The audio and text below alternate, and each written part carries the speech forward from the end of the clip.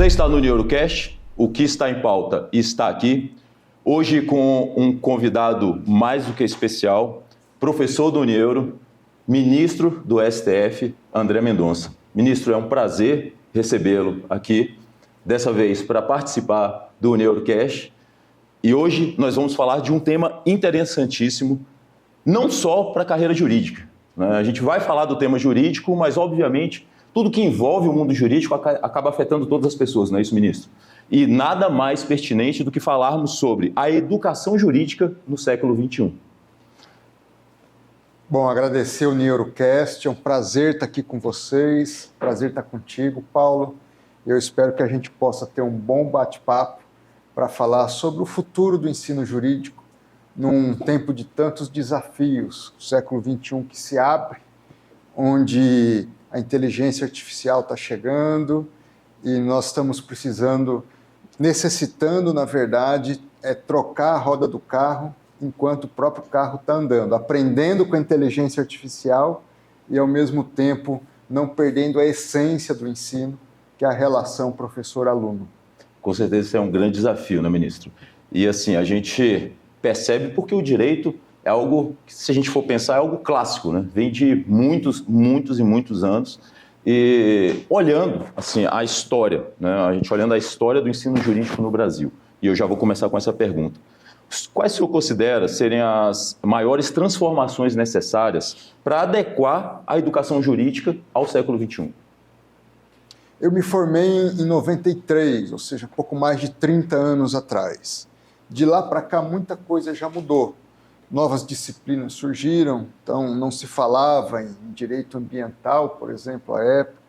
O direito previdenciário também muito incipiente, ainda uma especialização em relação ao direito previdenciário.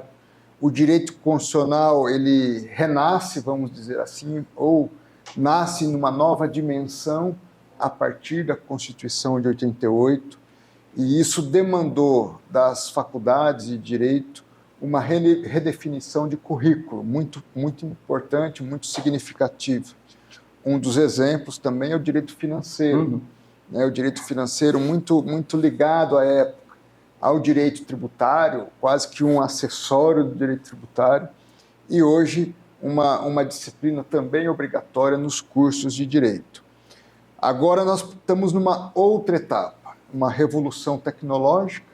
Logicamente, isso já vinha de um tempo com a questão da internet, onde a facilidade para acesso a artigos científicos mudou completamente. Então, nós tivemos, da minha geração de universitário para a geração atual, uma mudança no acesso à informação muito significativa.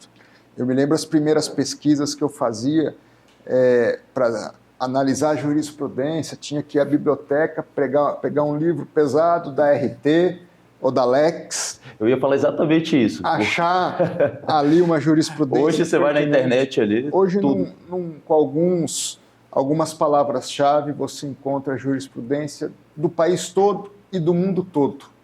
Eu costumo, por exemplo, pesquisar muito a jurisprudência internacional. Gosto muito da jurisprudência dos tribunais europeus. Então, é também uma fonte de pesquisa. Logicamente, a Suprema Corte dos Estados Unidos também é uma fonte de pesquisa.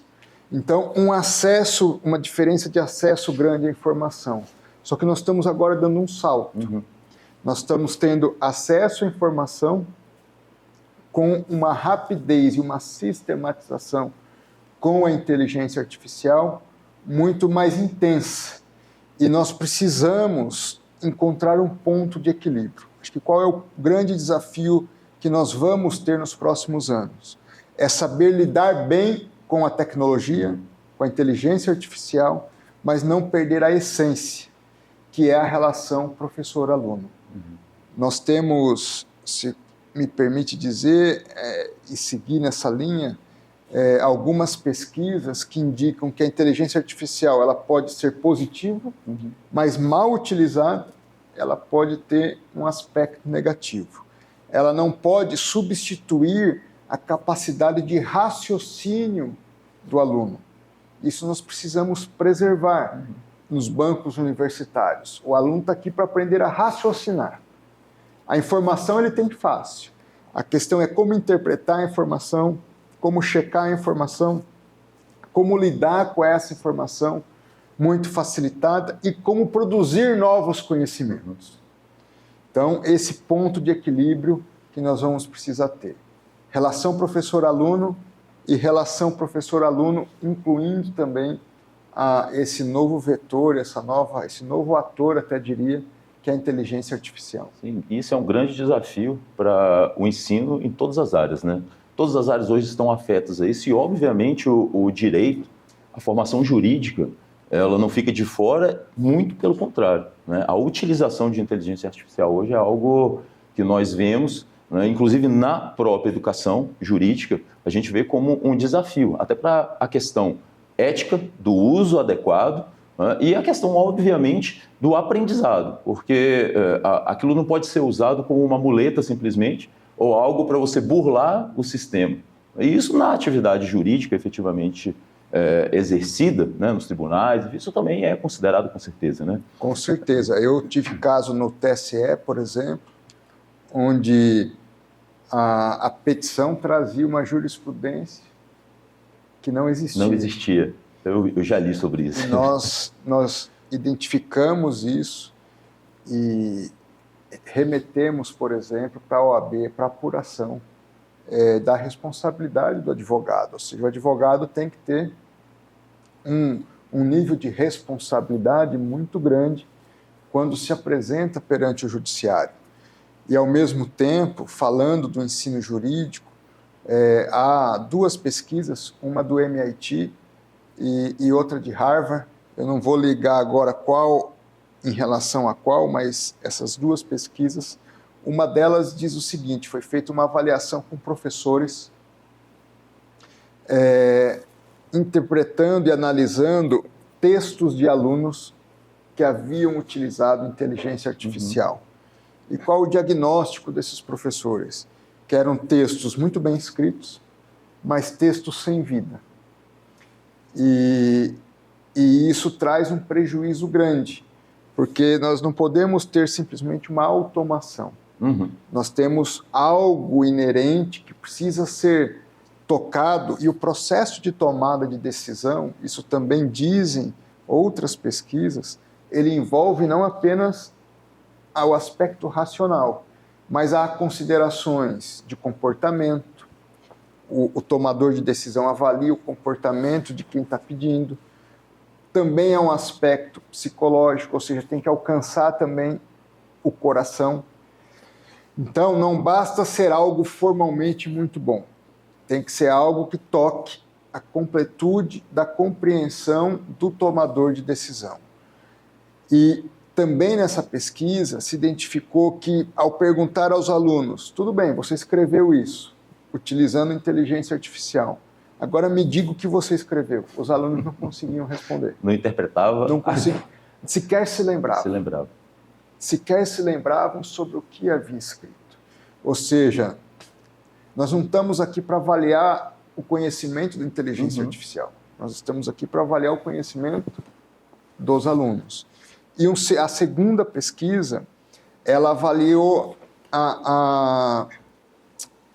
o movimento de contatos neurológicos, de trabalho neurológico dos alunos ou das pessoas que usam inteligência artificial.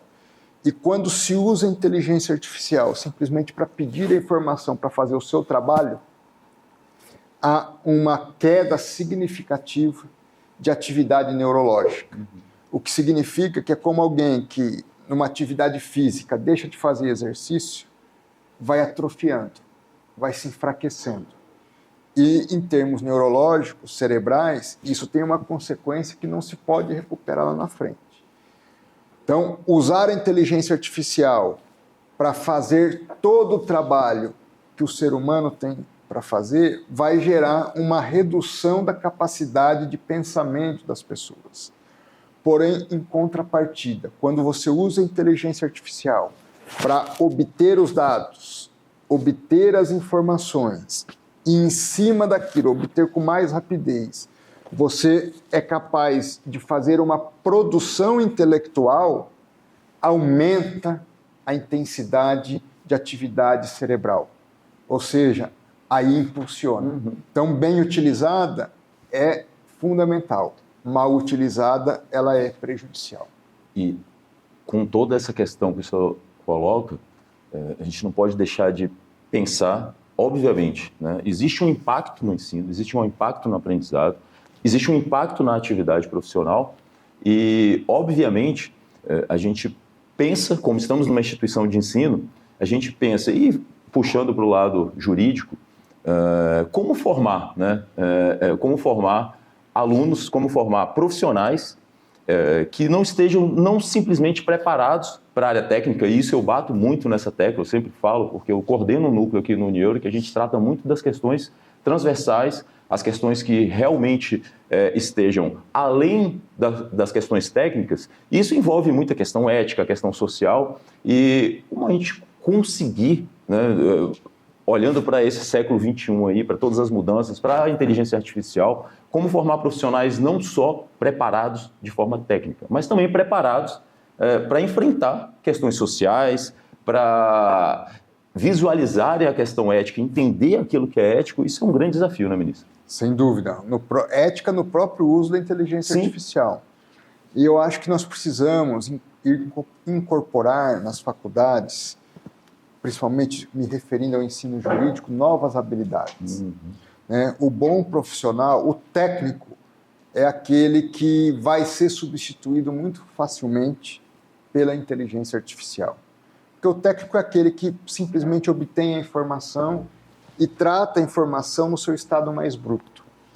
O grande profissional, o profissional diferenciado, ele vai precisar ter uma capacidade de análise interdisciplinar, então, de analisar o dado e a informação, por exemplo, me referindo à questão jurídica, saber lidar com gestão, saber lidar com avaliação econômica, análise econômica do direito, saber também compreender aspectos filosóficos do direito, então uma capacidade de raciocínio diferenciada, algumas disciplinas ou algumas habilidades que precisam ser trabalhadas, como, por exemplo, oratória, negociação. Então, o advogado, o jurista do futuro, ele precisa essencialmente, além de conhecer o direito, ser um bom orador e saber negociar, ter habilidades de negociação. Hoje, os instrumentos de solução jurídica, até mesmo na seara penal hoje, passam pela capacidade de negociação por parte do profissional do direito. Então, essas novas habilidades, elas precisam estar presentes. E eu tenho certeza que esses diferenciais é que ajudarão a formação do bom profissional no futuro. Sim. E assim, o senhor colocou no início da nossa conversa aqui a questão das jurisprudências internacionais, e obviamente o senhor é um grande estudioso da legislação e do direito internacional, do direito que se aplica lá fora. E se a gente olhar lá para fora, o senhor teria experiências aí de boas práticas ou alguma experiência exitosa que possa servir de inspiração? A gente sabe que nem tudo que é aplicado lá fora, principalmente no direito, né? Eu lembro quando eu estudava, falava-se muito do sucesso da common law, aquela questão toda, e a gente sabe que isso, simplesmente sendo aplicado no Brasil, não funcionaria se não houvesse um amadurecimento disso, né?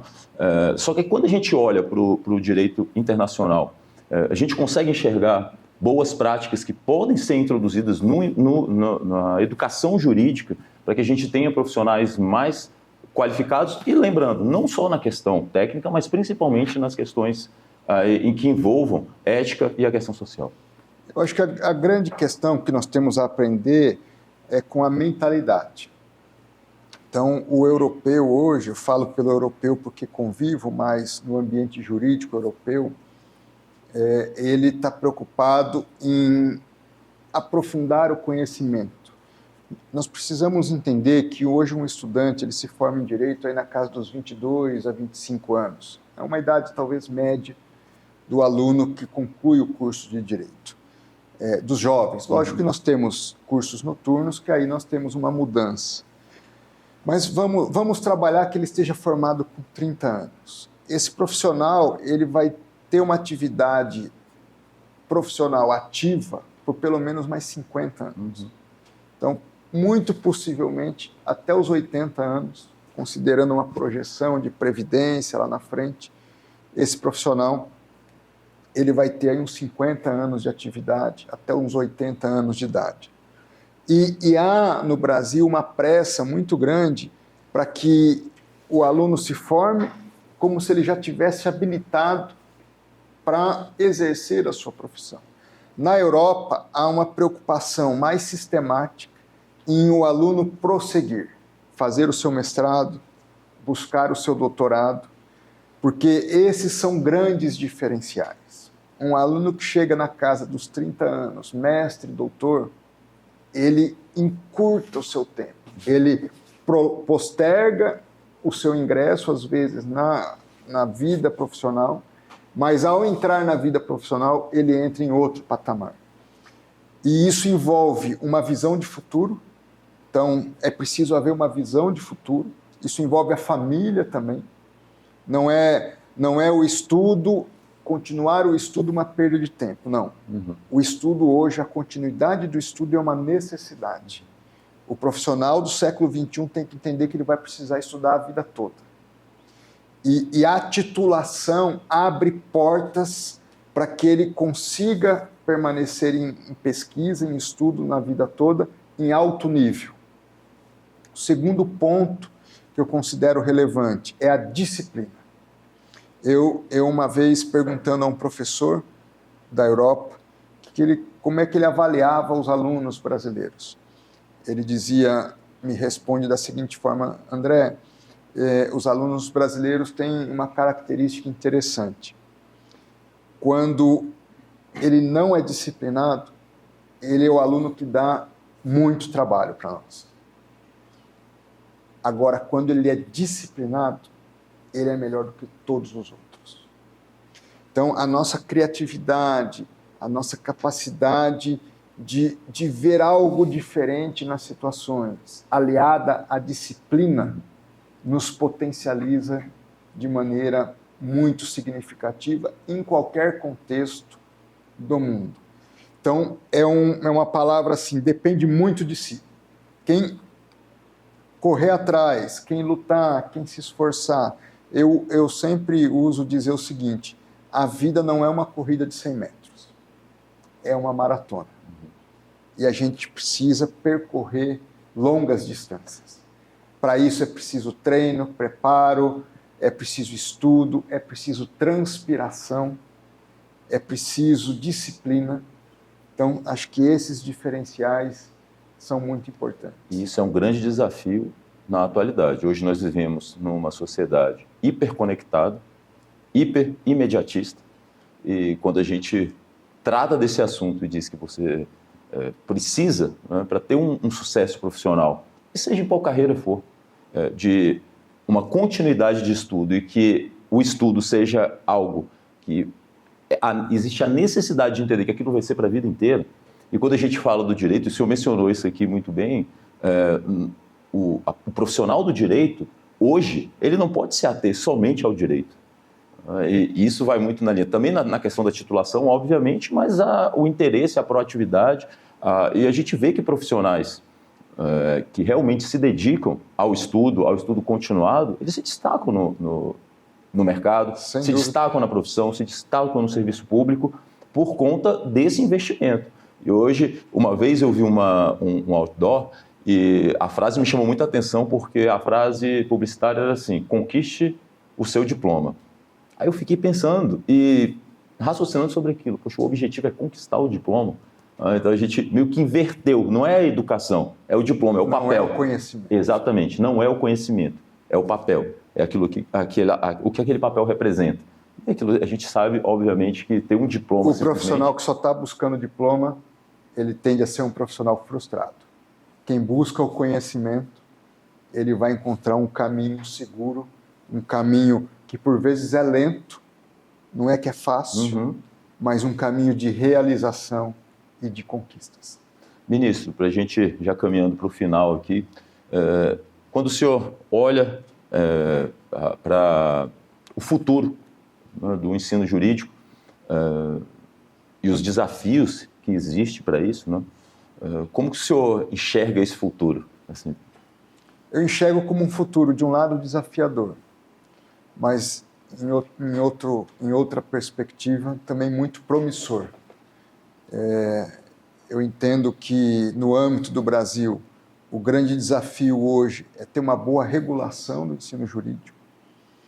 Eu penso que nós precisamos reavaliar esse grande número de faculdades e concentrar mais no âmbito da qualidade do ensino jurídico e, ao mesmo tempo, fazer isso mantendo um grau de sustentação financeira das faculdades.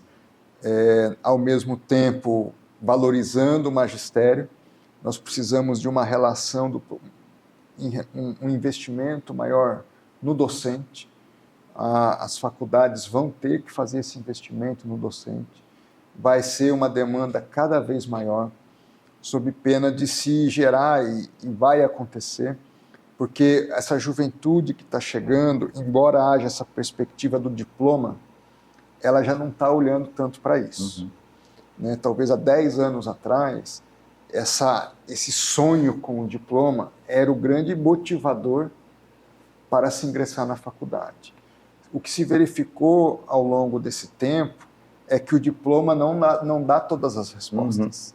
O diploma não é um certificado de garantia de emprego e nem de bons salários. É preciso mais. Às vezes, nem é através do ensino superior, é através do ensino técnico que se encontrarão algumas respostas. E precisa se qualificar melhor o ensino superior no Brasil como um todo. Eu imagino que talvez criar-se uma agência reguladora do ensino superior, com um nível de profissionalização mais presente, com métricas mais adequadas de avaliação do ensino superior, da pesquisa científica, seja um passo importante para essa construção aí ao longo do século XXI. Muito bem. Ministro, nós agradecemos muito o senhor ter atendido ao nosso convite de participar aqui do Neurocast. Tá? E é um prazer imenso, foi um prazer imenso conversar, assim, com certeza a gente aprendeu, o nosso público aí com certeza aprendeu e reviveu muita coisa, com certeza. Eu queria agradecer a atenção de todos vocês e desejar sucesso, principalmente a você, estudante, sucesso profissional. Não se esqueça de perseverar, de transpirar. Que quem transpira, ao final, ele alcança os resultados. Supere seus próprios limites, não se dê por vencido diante das barreiras e que a cada dificuldade não se encare como um obstáculo, mas como uma oportunidade de crescimento. Um sucesso para você. Esse foi o Neurocast. Convido você a assistir o nosso próximo episódio.